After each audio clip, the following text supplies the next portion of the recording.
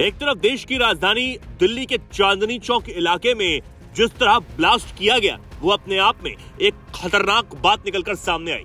एक एक कर अब जांच एजेंसियां उन सब की धरपकड़ करने में जुटी हुई हैं जो इसके पीछे था।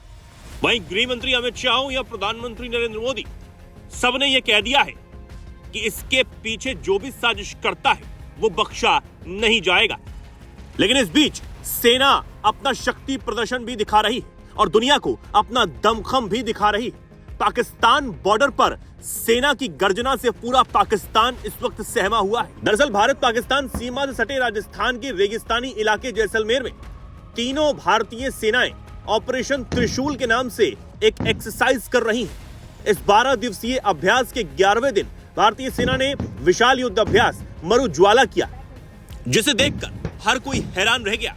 रेगिस्तानी इलाके में सेना के हेलीकॉप्टर की गर्जना हो या फिर धूल उड़ाते हुए तेजी से आगे बढ़ते बलशाली टैंक, ये सब पाकिस्तान की नींद उड़ाने के लिए काफी है। ऑपरेशन त्रिशूल एक्सरसाइज के तहत तीनों सेनाओं, थल सेना, वायुसेना और नौसेना की यूनिटों ने एक साथ आतंकवादी ठिकानों और दुश्मन चौकियों को एकजुट होकर हमले का प्रदर्शन किया। अभ्यास के दौरान ड्रोन से दुश्मनों के ठिकानों की पहचान कर आसपास के गांव खाली भी कराए गए।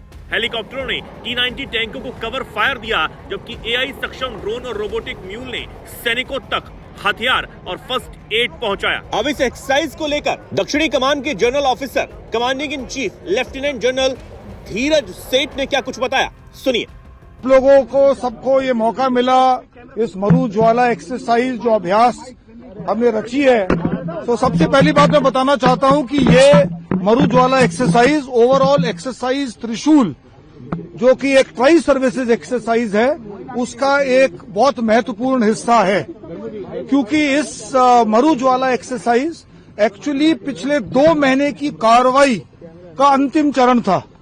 यानी कि 2 महीने से यहाँ पर सदर्न कमांड का जो सुदर्शन चक्र कोर है, जो कि स्ट्राइक कोर है, वो यहाँ 2 महीने से पूरी मेहनत के साथ अपनी ट्रेनिंग कर रहा है और उसका जो मेन दस्ता है वो एक शाहबाज डिवीजन, जो एक रैपिड है, वो इसके साथ शामिल है।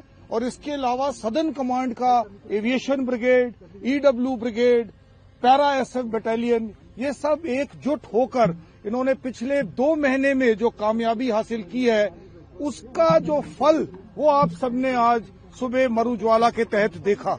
और जो अभी आप लोगों ने मेरे साथ जो खड़े हैं, ये पाथ फाइंडर्स, ये 7 पैरा बटालियन के हैं, एयरबोर्न बटालियन के पाथ फाइंडर्स हैं, जिनको आपने देखा।